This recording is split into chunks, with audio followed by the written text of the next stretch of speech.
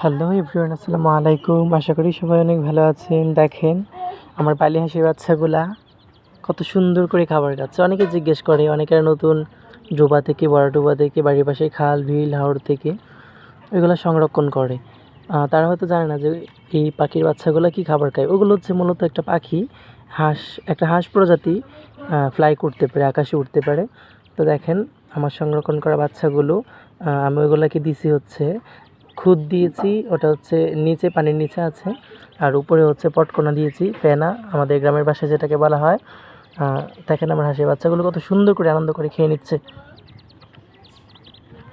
আপনারা যদি কখনও এরকম হাঁসের বাচ্চা পান, তাহলে ওগুলোকে যদি পুষতে চান, এভাবে ফেনা খাবার দিবেন, ফেনা দিবেন, তারপর খুদ দিবেন, দেখবেন ওরা আনন্দ করে খেয়ে নিচ্ছে। আর ওই পাখিগুলো ফ্লাই করতে পারলেও ওরা কিন্তু পুষ মানে, ঠিক আছে, একটা সময় দেখবেন ওরা উড়ে এসে আপনার হাতে বসবে।